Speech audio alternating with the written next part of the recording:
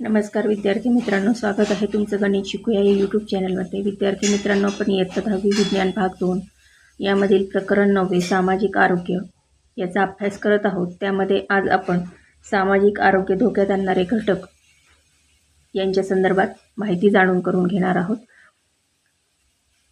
चला तर मग आता आपण आजच्या व्हिडिओला सुरुवात करूया. आता मानसिक ताणतणाव. आता आजकालची जी आपली जीवनशैली आहे तर यामध्ये लोकसंख्या ही प्रचंड प्रमाणामध्ये आपली वाढलेली आहे. त्याच्यामध्ये प्रत्येकाचंच आयुष्य हे धावपळीचं झालेलं आहे.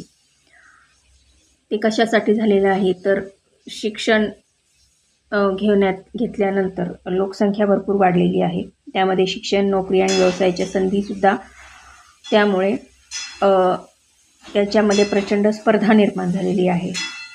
त्यातच विभक्त कुटुंब पद्धती आहे आपल्या शहरांमध्ये सुद्धा आणि खेड्यांमध्ये सुद्धा आजकाल. त्यामुळे नोकरी व्यवसायासाठी आईवडिलांना बाहेर राहावं लागतं. मुलांना त्यासाठी लहानपणापासून एकाकीपणाला तोंड द्यावं लागतं आणि त्यातनं त्यांच्यावरती मानसिक दबाव वाढतो आणि हा ताणतणावांना कारणीभूत ठरतो.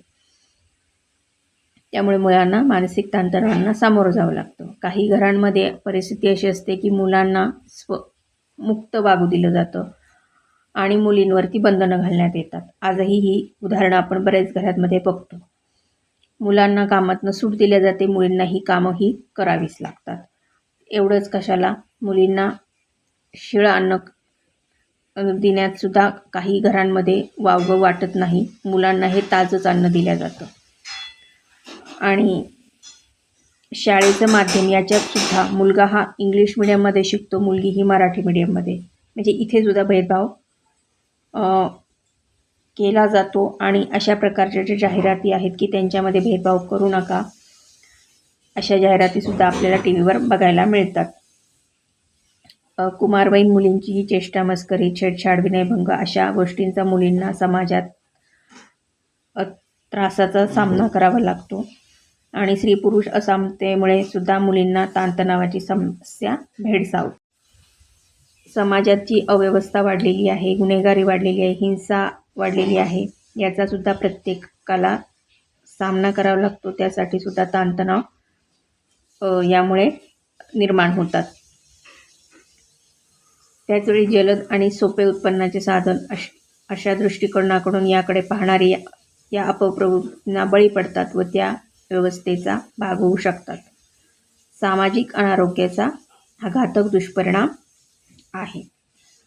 त्यानंतर व्यसनाधीनता. व्यसनाधीनता म्हणजे कुमारवयीन मुलामुलींना समवयस्कांचा प्रभाव खूप जास्त असतो. त्यामुळे पालकांनी किंवा शिक्षकांनी जरी त्यांना किती चांगला सल्ला दिला तरी मित्रमैत्रिणींबरोबर जास्त काळ राहण्याने बऱ्या वाईट गोष्टींचं ते अनुकरण करत असतात.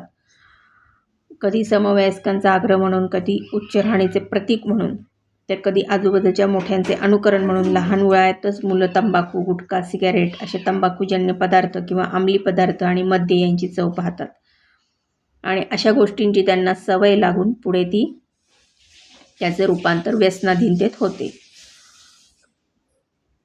तात्पुरती नशा देणारे काही वनस्पतीजन्य अंमली पदार्थ व काही रसायने मानवी चेतासंस्था, स्नायू संस्था, हृदय यावर दुष्परिणाम करून त्यांची कायमस्वरूपी हानी करतात. तंबाखूजन्य पदार्थांमुळे तोंड, फुफ्फुसे यांचे कर्करोग होते. हे आधीच्या इयत्तेत आपण बघितलेलं आहे. दुर्धर आजार जसे की TB, कुष्ठरोग किंवा एड्स वगैरे, त्याचबरोबर मानसिक विकृती असणाऱ्या काही व्यक्ती तसेच वृद्ध व्यक्तींना सांभाळताना त्यांची योग्य प्रकारे न घेतलेली काळजी व त्यामुळे दिवसेंदिवस वाढत जाणारी वृद्धाश्रमांची संख्या इत्यादी बाबीसुद्धा सामाजिक आरोग्यास घातक ठरू शकतात. आता सांगा पाहूमध्ये त्यांनी काय विचारले बघा. अंमली पदार्थ, मद्य यांच्या प्रभावामुळे जगाचे भान नसलेल्या स्वच्छ ठिकाणी लोळत पडलेल्या व्यक्ती तुम्ही कधी पाहिल्या आहेत का? ही जी घटना आहे ती त्याचंच उदाहरण आहे. तुम्हाला काय वाटतं त्याबद्दल याचं मत तुम्ही नोंदवा. सर्वात बुद्धिमान असणाऱ्या मानव प्राण्याची ही दयनीय स्थिती तुम्हाला योग्य वाटते का? त्यांनी जे प्रश्न विचारले त्याच्या बाबतीत तुम्ही विषारी मद्य सेवनामुळे अनेकांचे मृत्यू झाल्याच्या बातम्या तुम्ही वाचल्या असतील. असे का होते बरे? तर याची उत्तरं तुम्ही शोधा. पदार्थांच्या किण्वनाने मिळणाऱ्या अल्कोहोल या रसायनापासून मद्य निर्मिती होते, पण ही प्रक्रिया चुकीच्या पद्धतीने केल्यास विषारी रसायने बनतात व त्याचवेळी व त्याच्यामुळे एकाच वेळी अनेकांसाठी ती जीवघेणी ठरतात. अल्कोहोलमुळे चेतासंस्था विशेषतः मेंदू, यकृत यांची कार्यक्षमता, माणसाचे आयुष्यमान कमी होते. पौगंडावस्थेतील मुलांच्या मेंदूच्या वाढीला मद्यपानामुळे अडथळा येतो. मेंदूची स्मृती क्षमता, शिकण्याची क्षमता कमी होते. व्यसनी माणूस सारासार विचार करू शकत नाही. त्यामुळे शारीरिक अनारोग्याबरोबरच त्याला मानसिक, सामाजिक आणि कौटुंबिक समस्यांना सामोरे जावे लागते.